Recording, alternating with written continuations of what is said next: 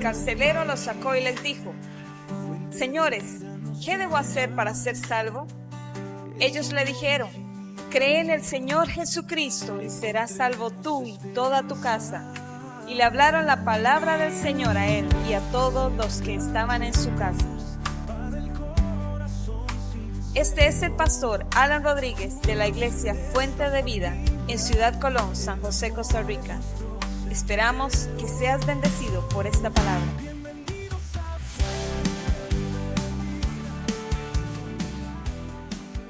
Muy bien, en Lucas capítulo 15 está la famosa historia que estuvimos tocando la última vez que prediqué, o la penúltima vez, de la parábola del Padre amoroso, así la hemos denominado. La parábola del Padre que amó demasiado, mejor dicho, que ama demasiado porque todavía lo hace. Y eso nos muestra esta parábola. El protagonista en esta parábola no es el muchacho que se fue de la casa, ni tampoco el otro muchacho que se quedó. Aquí el protagonista de la parábola es el papá.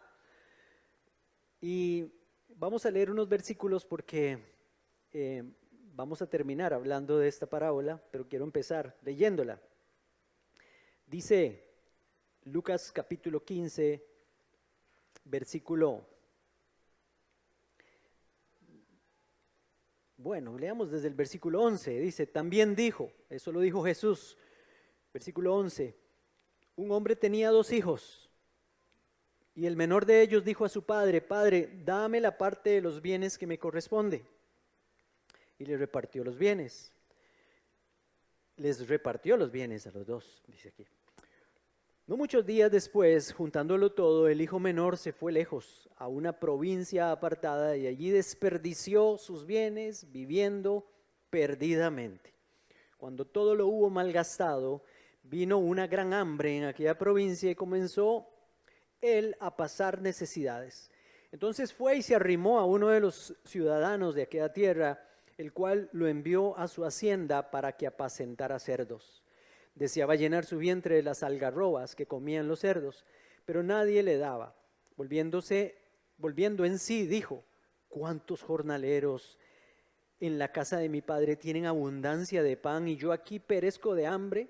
Me levantaré e iré a mi padre. Noten las cosas que dice este muchacho. Desde el versículo 17 empiece a reconocer cosas.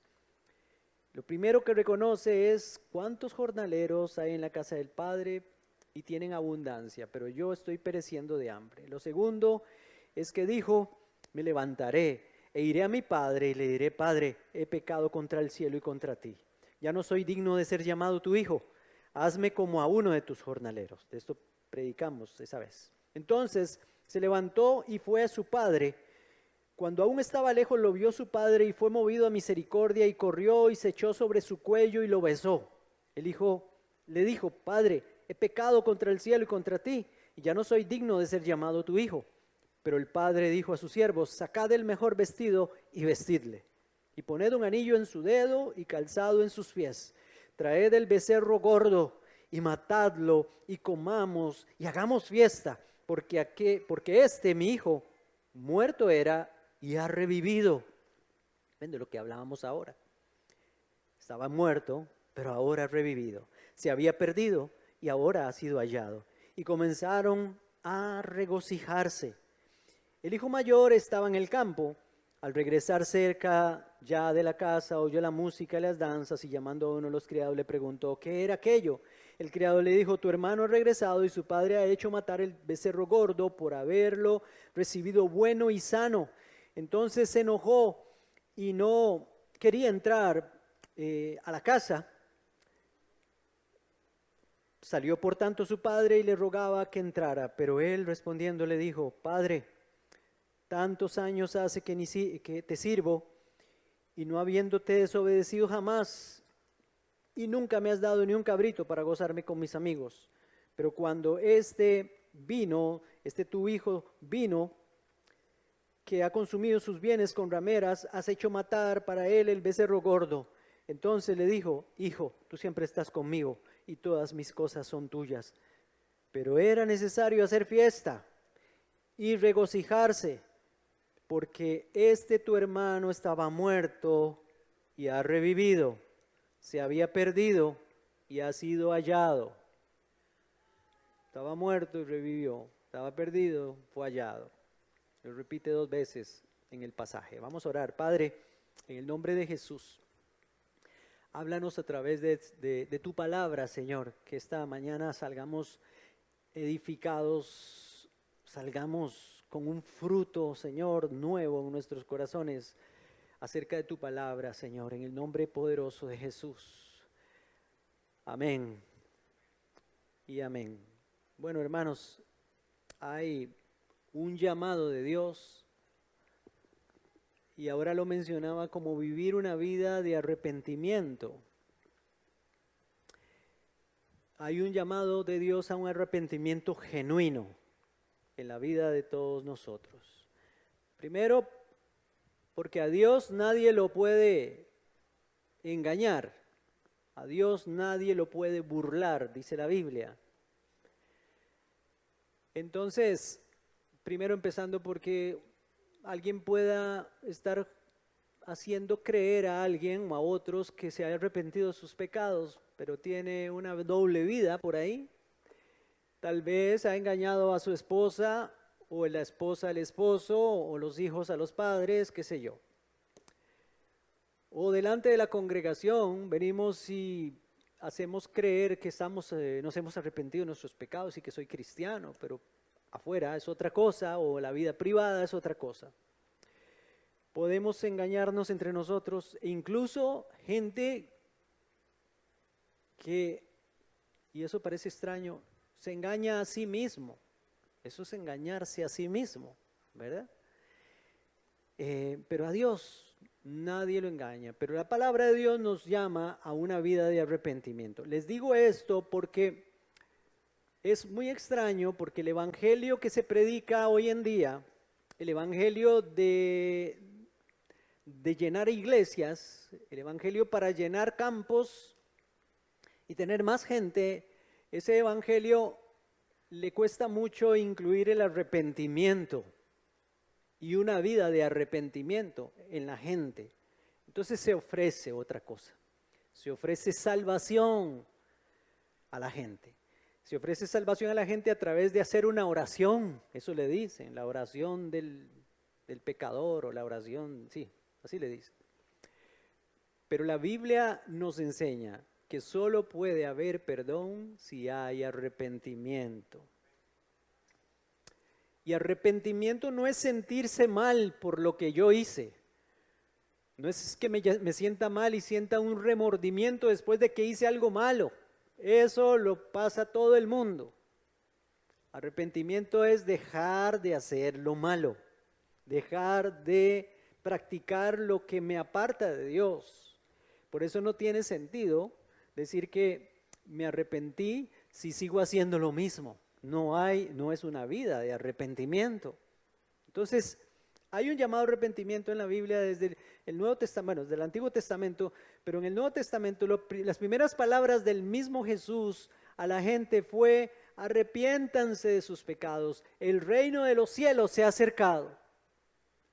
Juan el Bautista invitaba a todos los que estaban a las orillas del Jordán, a las afueras de Judea, a arrepentirse de sus pecados, y lo demostraban bautizándose en agua.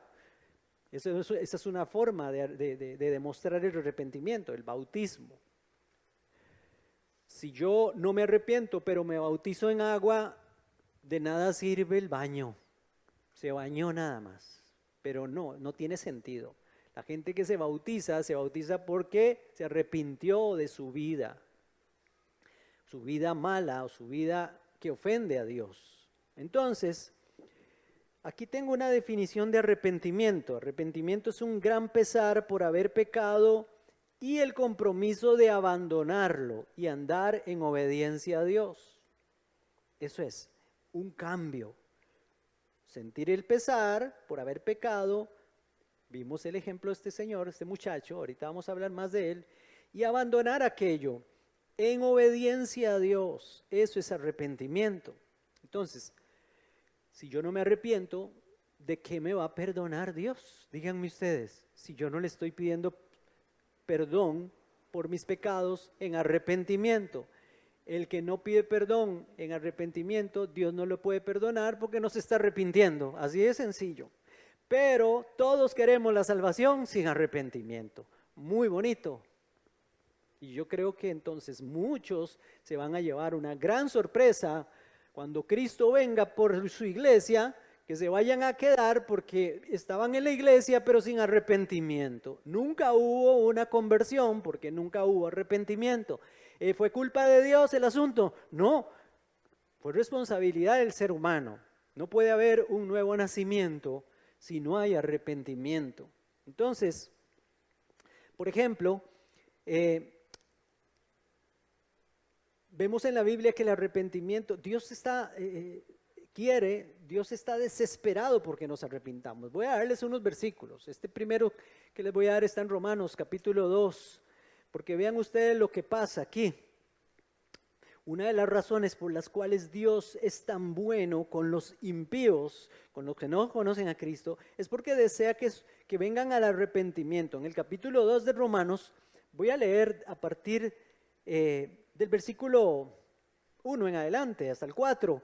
Miren lo que dice: por eso eres inexcusable, hombre, tú que juzgas, quien quiera que seas, porque al juzgar a otro te condenas a ti mismo. Oiga, por juzgar. Pues tú que juzgas, haces lo mismo. Pero sabemos que el juicio de Dios contra los que practican tales cosas es según la verdad. Y tú, hombre, que juzgas a otros, que juzgas a los que hacen tales cosas y haces lo mismo, ¿piensas que escaparás del juicio de Dios? ¿O menosprecias las riquezas de su benignidad y paciencia y generosidad? Oiga, este es Dios. Estos son los atributos de Dios. Riquezas de su benignidad, su paciencia y su generosidad, ignorando que su benignidad te guía al arrepentimiento. Hay gente que dice, no pasa nada. Y sí, seguro no les pasa nada. Andan en pecado para arriba y para abajo y hacen de todo y no pasa nada. Y ya porque no pasa nada es que Dios está viendo para otro lado, o qué sé yo, o que Dios está contento con lo que están haciendo. No, eso es una muestra de que Dios es un Dios benigno y está esperando, te está guiando al arrepentimiento, está dando tiempo a que te arrepientas. Eso es lo que quiere decir aquí. Pero, dice el versículo 5, por la dureza de tu corazón no arrepentido, atesoras para ti mismo ira para el día de la ira y de la revelación del justo juicio de Dios. Es que, hermanos, tenemos una idea, tenemos una idea de que de la severidad de Dios. Dios tiene dos facetas, una es la benignidad y otra es la severidad. Pero tenemos en la mente que porque no pasa nada, entonces Dios es solo benigno y no es severo, pero sí, Dios es severo. ¿Saben qué es lo que pasó? Que el juicio que merecía este mundo se hubiera llevado a cabo hace 2000 años, se hubiera llevado a cabo hace 2000 años, como pasó en el diluvio, cuando la gente se hizo demasiado mala y tuvo que venir un diluvio, y Dios permitió que prevaleciera una familia para que siguiera ese linaje de Dios. Pero les digo que hace 2000 años el mundo entero hubiera sufrido su ira, la ira de Dios y el caos, si no es que el Hijo de Dios viene desde el cielo a llevar el juicio del mundo entero en la cruz del Calvario. Su pecado y el mío fueron condenados en la cruz del Calvario sobre Jesucristo. Y entonces, como esas fueron buenas noticias, había que salir a contárselo a todos para que todos entendieran que el juicio cayó sobre Cristo y que los que se identifican con esa muerte de Cristo en la cruz, en su lugar, se van a salvar. Entonces Dios dijo, hay que dar tiempo para que se salven, hay que dar tiempo para que se salven, hay que dar tiempo para que se salven. Es como en el tiempo de Noé. 120 años estuvo haciendo el arca y mientras Noé preparaba el arca, cualquiera que hubiera querido arrepentirse, se hubiera arrepentido y se sube en el arca y se salva. Pero nadie quiso. Ahora la iglesia de Cristo está preparando el arca para que todo aquel que en él crea se monte al arca, y cuando venga el juicio, que ya no va a ser por agua, va a ser por fuego sobre este mundo, entonces se pueda salvar por medio de Jesucristo. Pero viene juicio sobre el mundo entero. Aquí sigue diciendo, mire lo que dice el 5 otra vez. Bueno, el versículo 6 dice, el cual pagará a cada uno conforme a sus obras, vida eterna a los que perseverando en hacer el bien buscan gloria, honra e inmortalidad, pero ira y enojo a los que son contenciosos y no obedecen la verdad. La verdad es el evangelio, sino que obedecen a la injusticia, tribulación y angustia sobre todo ser humano que hace lo malo, sobre el judío en primer lugar y también sobre el griego.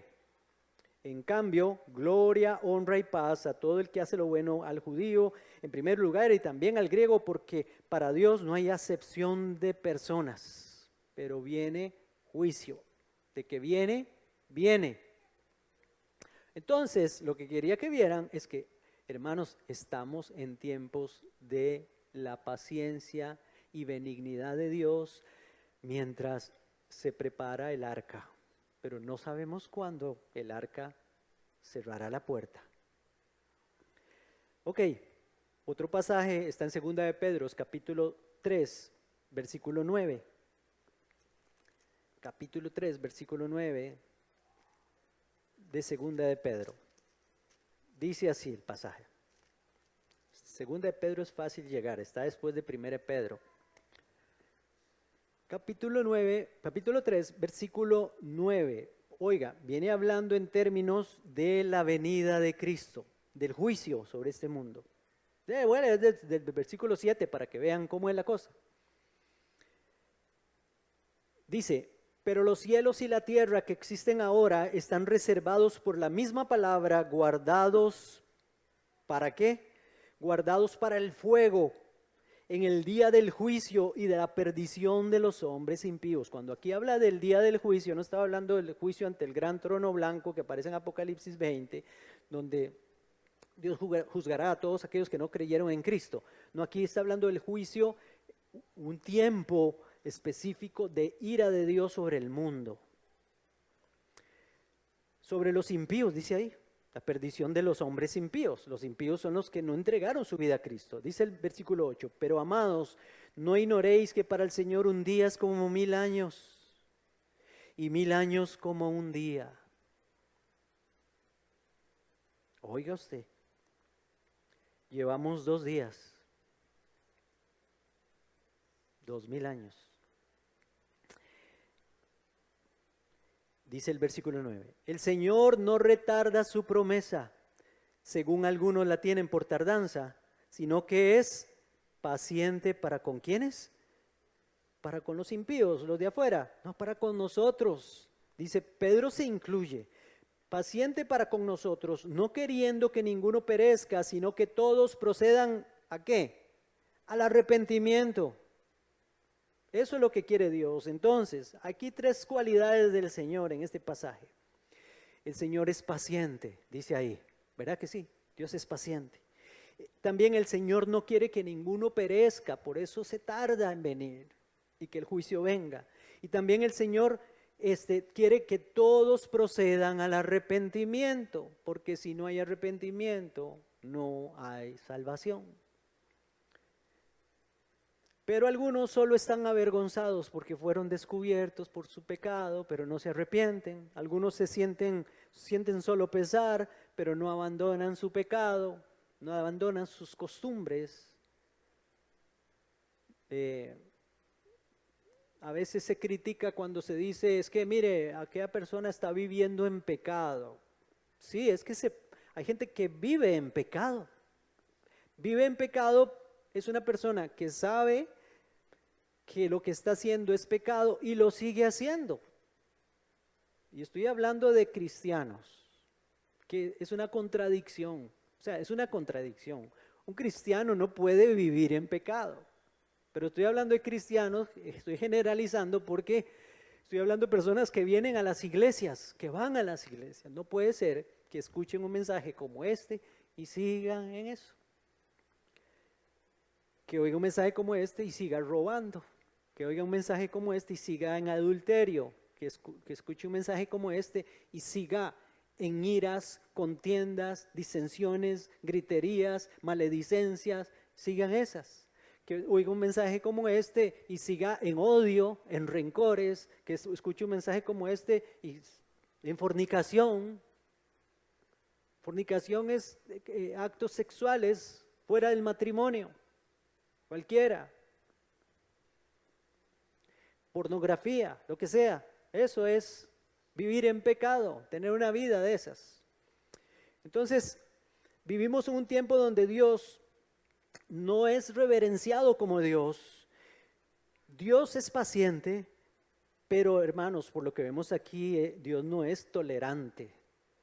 O sea, es paciente, pero Él no tolera el pecado. No le gusta el pecado para nada. Lo malo no le agrada a Dios. Pero se predica un evangelio que le podemos llamar el evangelio de la tolerancia. O sea, usted puede venir a Cristo y siga igual, siga haciendo lo mismo, no importa, no pasa nada. ¿Se acuerdan el pasaje de 2 de Crónicas, capítulo 7, versículo 14? ¿Alguien se puede acordar? La pastora lo va a buscar ahí. Sí, ahí va a estar. 2 de Crónicas 7, 14. Cuando dice Dios este pasaje, en 2 de Crónicas 7, 14, es porque le está prometiendo Dios a Salomón que en ese templo, si algún día su pueblo se desvía en pos de sus pecados, pero vienen a ese templo en Jerusalén y hacen esto que está aquí, Dios entonces va a ser fiel. Mire, y dice, si se humilla mi pueblo, sobre el cual mi nombre es invocado. O sea, Dios es el pueblo de Dios. Dios invocó su nombre sobre ese pueblo, lo escogió. Y oran y buscan mi rostro y se convierten de sus malos caminos. Entonces yo oiré desde los cielos, perdonaré sus pecados y sanaré su tierra.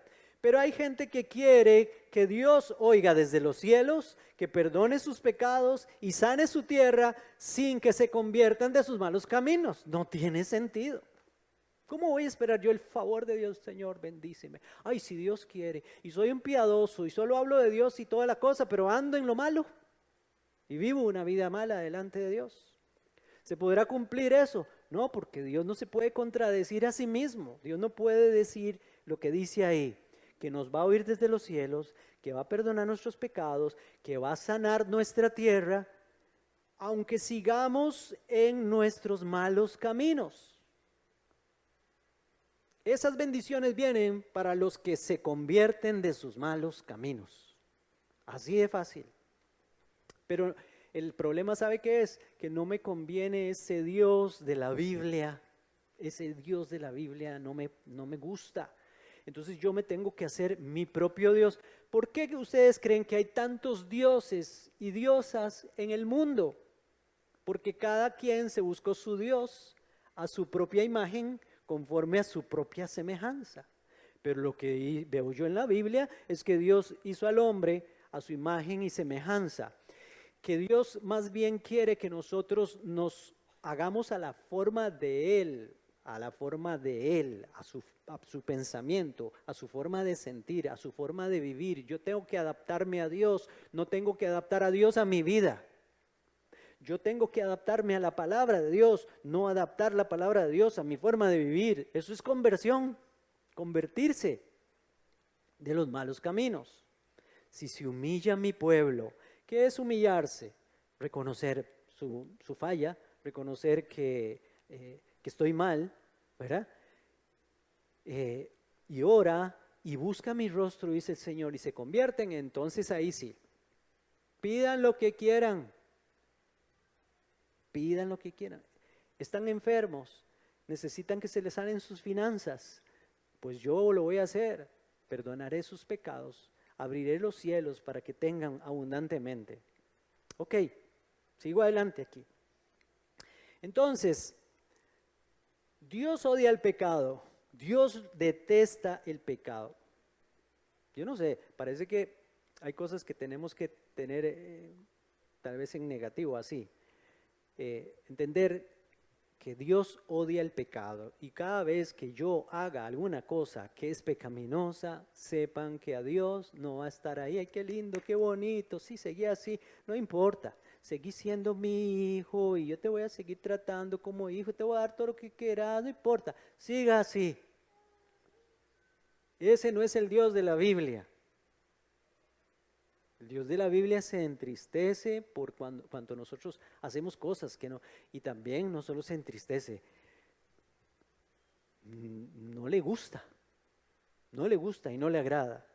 Entonces, cuando llegamos al pasaje de Lucas, vemos pasos para el arrepentimiento verdadero y genuino. Vamos otra vez al pasaje de Lucas y recordamos al hijo que se fue de la casa, al que llamamos hijo pródigo. Pero acuérdense que el pasaje se trata del papá, no se trata de los hijos. Se trata de la benignidad del padre. Este hijo pasó un proceso de un genuino arrepentimiento. Lo primero que hizo el hijo, que se había ido de la casa y lo había botado todo, es que reconoció su condición de extrema bajeza. Dijo, cuando está ahí entre los cerdos, que se arrimó uno de los ciudadanos y el ciudadano de aquel lugar lo puso a apacentar cerdos, bueno, ya por ahí empieza un problema porque este hijo es un judío y los judíos ni siquiera podían tocar un cerdo, menos comérselo. O sea, él está viviendo en una cultura que no respeta a Dios para nada, al Dios de Israel. Por eso está en un chiquero. Díganme ustedes, ¿quién ha pasado cerca de una chanchera? Que levante la mano. ¿Cómo sabe usted que pasó cerca de una chanchera? El olor, ¿verdad? Imagínense entonces, el lugar no era nada limpio, sucio.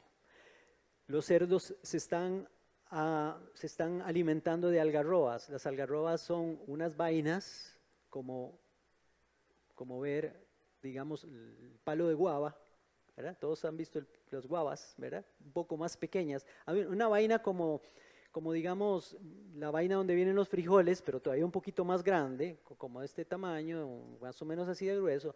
Esos son las algarrobas, caen de unos árboles, o están en unos árboles y caen al suelo, y los cerdos se comían de eso, de las algarrobas, pero no era una comida para ser humano. Pero aún este hombre, dice, deseaba llenar su vientre de las algarrobas que comían los cerdos, pero nadie le daba. O sea, él quería que le dieran y no se lo daban. Vean cómo estaba, en qué condición. Estaba en condición de cerdo, bajo cerdo. Pero volviendo en sí, dijo, ¿cuántos jornaleros, o sea, los empleados, o sea, los siervos de mi padre, están allá en su casa y tienen abundancia de pan y yo aquí perezco de hambre? Y entonces dijo, me levantaré, o sea, ya voy a salir de esta condición, iré a mi padre, me dirigiré a mi padre, buscaré a mi padre y le voy a decir algo, padre, aquí estoy, soy tu hijo, merezco que me des de todo. No, padre, he pecado no solo contra ti, sino he pecado también contra Dios, al decir contra el cielo. No soy digno de ser llamado ya tu hijo. Y él llegó a pedirle que fuera uno de sus jornaleros. De esto fue lo que hablamos el otro día. Bueno, entonces se levantó y fue a su padre, dice la palabra. Entonces vemos aquí el proceso de arrepentimiento en este muchacho. Reconoció su condición de extrema bajeza, 10 grados bajo cerdo, comiendo de lo que los cerdos estaban comiendo. Reconoció que con su pecado había ofendido a Dios. Eso tenemos que reconocer. También delante de Dios, tener una actitud de humillación. Se humilló, dijo, no, yo voy a ir a mi padre, humillado. Y también hizo una confesión de su pecado. Me voy a levantar y voy a ir y confieso mi pecado.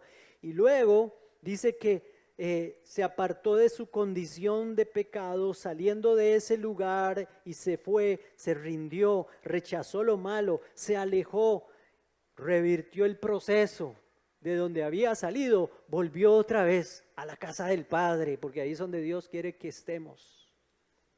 ¿Tuvo que ir a aquel lugar para convencerse de eso? Sí, lastimosamente, a veces necesitamos caer entre los cerdos para aprender de dónde salimos, de lo bien que podemos estar en otro lugar. Lo que pasa es que muchos de nosotros nacimos entre los cerdos, crecimos entre los cerdos. Entonces, el olor ese ya no nos molesta, ¿verdad?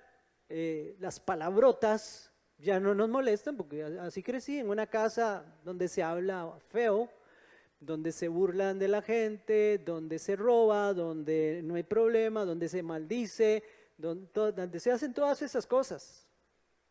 Y no hay ningún problema, donde es natural que entre hombres se casen, entre mujeres también, donde es natural la fornicación, ¿cómo se llama? Relaciones sexuales antes del matrimonio o dentro del matrimonio. Un día estaba viendo una serie ahí de una muchacha, una película, pasé ahí, estaba viendo y paré.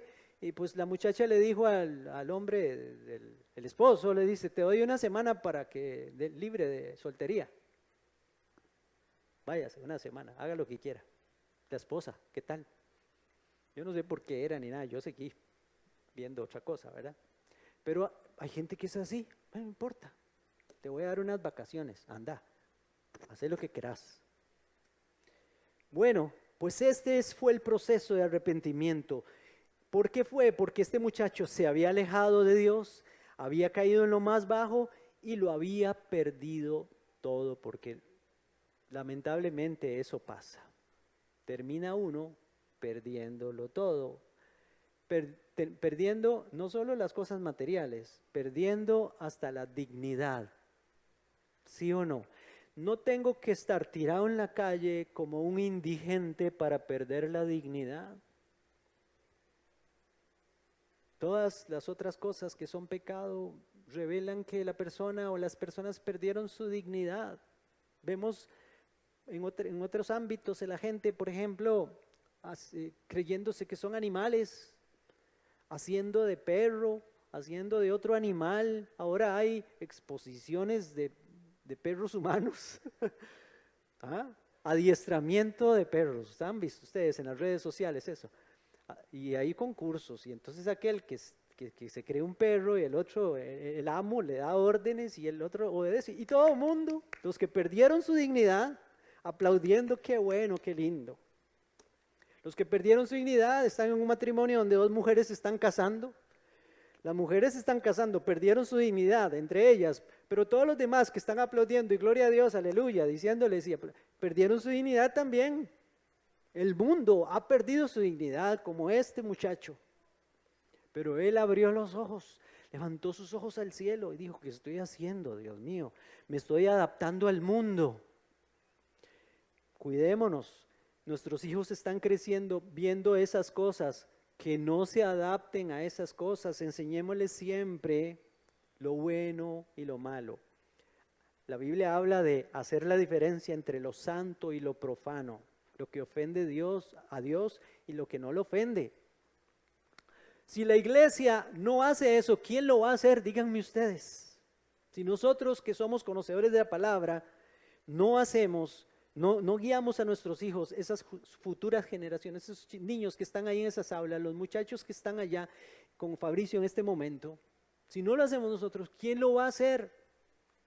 En el colegio les van a enseñar eso, no. En la universidad, menos. Y no hay nada que sea más doloroso que saber que los papás de cristianos, de niños cristianos que vienen a la iglesia, les resbala y creen que los domingos es que les van a enseñar aquí. Entonces, ¿qué les están enseñando? El domingo es para aprender de la Biblia, pero todos los otros días, nada. Menos con el ejemplo en sus casas. Entonces, Dios nos llama, y con esto termino, a una vida de arrepentimiento, a vivir una vida arrepentidos. ¿Qué es vivir una vida arrepentido? No estoy hablando de que pase sintiéndose mal toda la vida por sus pecados. No, no, no. Es que el arrepentimiento, cuando yo acepto a Cristo, debe ser permanente. Permanente. De forma que si yo le fallé al Señor, en algún momento el Espíritu Santo me redarguye y entonces yo doblo mis rodillas y le pido perdón a Dios. Y recibo el perdón porque Dios me perdona inmediatamente. A Dios se le olvidan los pecados. Dios no recuerda los pecados como nosotros. A Dios se le olvida. Cuando usted le dice, Señor, perdona mi pecado, fallé otra vez, hice esto y esto. A los 5 minutos usted le vuelve a decir, Señor, perdona mi pecado porque hice esto. Pero ¿cómo? Yo no me acuerdo. Dice Dios, ya no me acaba de pedir perdón. Ese es el Dios que tenemos. Pero si yo continúo en una vida de pecado, eso no va a poder perdonar Dios si yo no me arrepiento. Piensen en este muchacho conocido como hijo pródigo, porque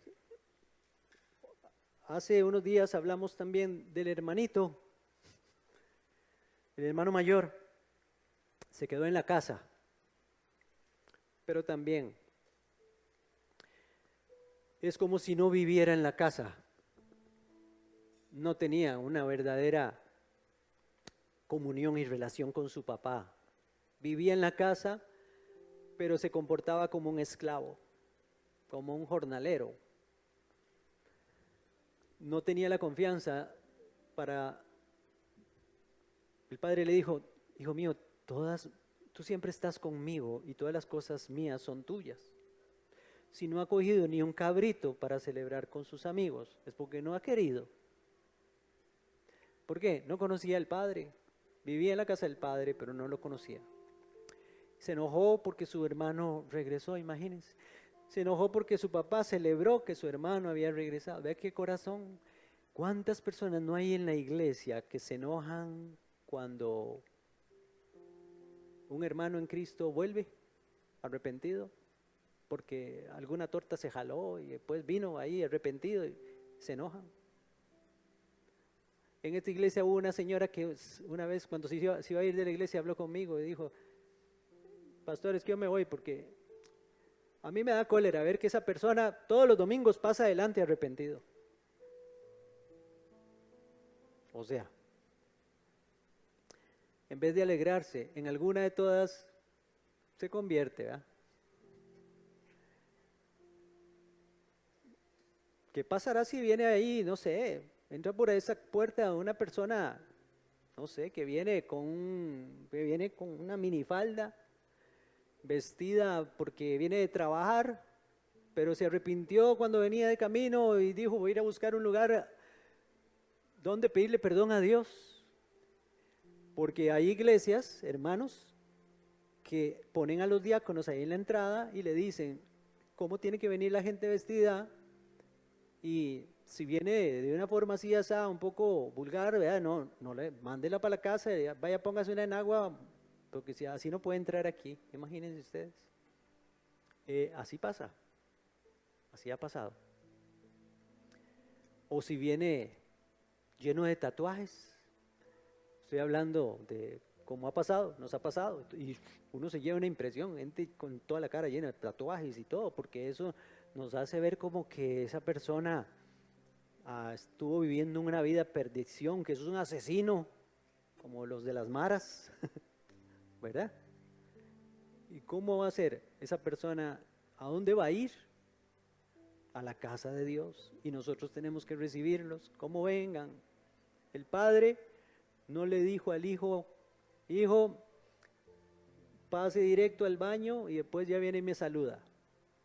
No, el padre salió corriendo y se le tiró al cuello y lo abrazó como venía oliendo a puerco, sucio, lo besó. Lo besó. Así es que el Señor quiere hacer eso con todos nosotros. Y si alguno de aquí no se ha arrepentido realmente,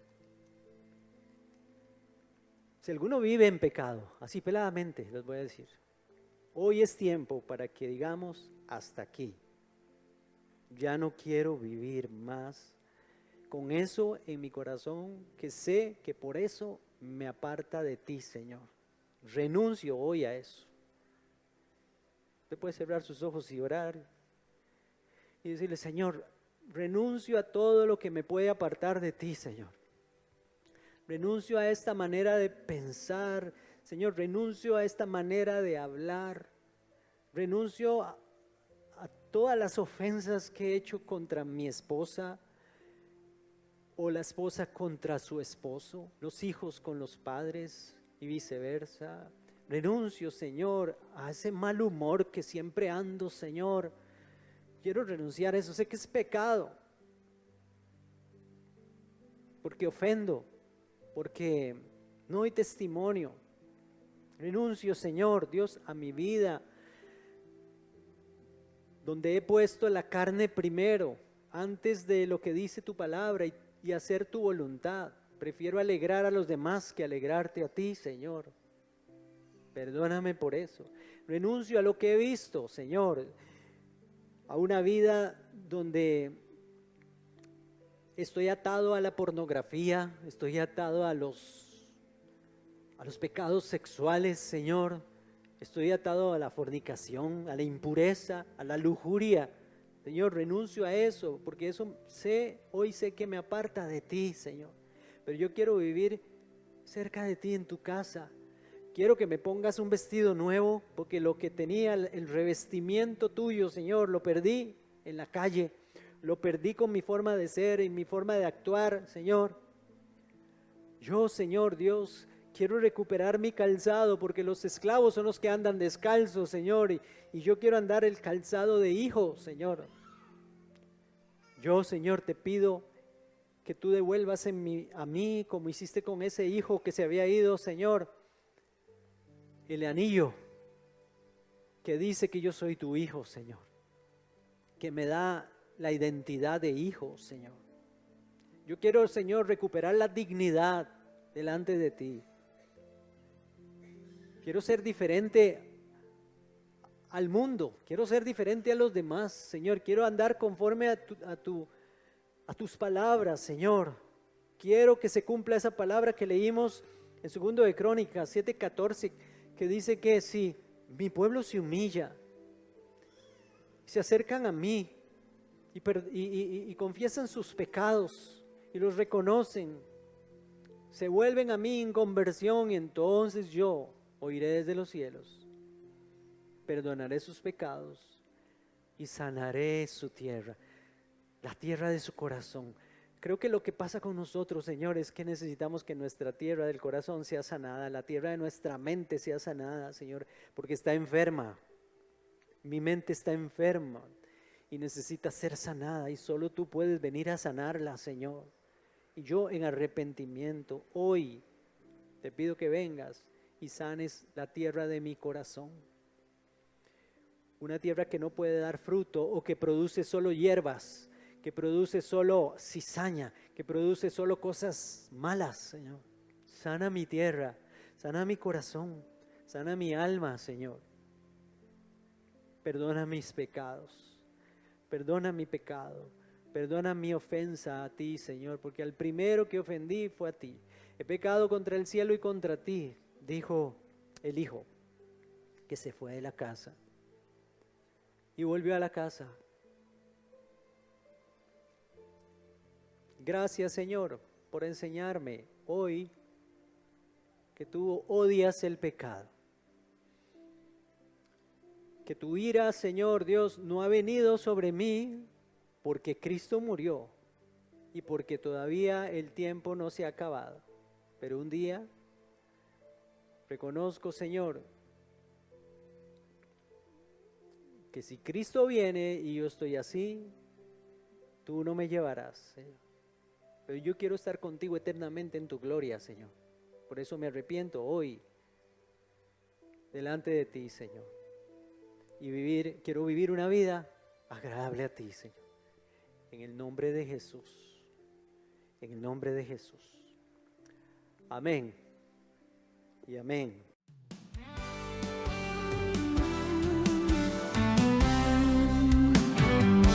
Vengan todos aquí, fuente de vida nos llama. en su amor infinito encontremos esperanza. Sus puertas siempre abiertas para el corazón sincero. Juntos en esta familia, el amor es nuestro sendero. Bienvenidos a Fuente de Vida, donde el alma siente paz. Cantemos juntos de alegría, tu hogar al fin hallarás. Luz divina nos guía, fortaleza en cada día. Con fe y armonía, aquí se encuentra la alegría. Bienvenidos a Fuente de Vida, donde el alma siente paz. Cantemos juntos de alegría, tu hogar al fin hallarás.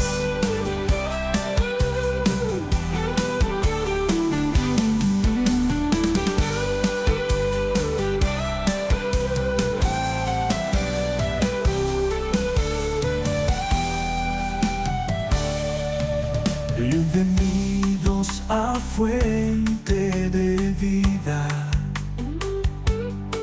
donde el alma siente paz. Cantemos juntos de alegría, tu hogar al fin hallarás.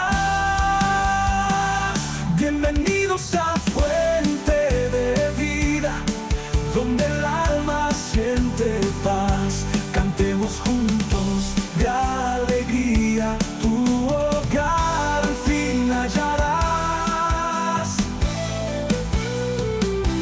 Bienvenidos a Fuente de Vida, donde el alma siente paz. Cantemos juntos de alegría, tu hogar al fin hallarás.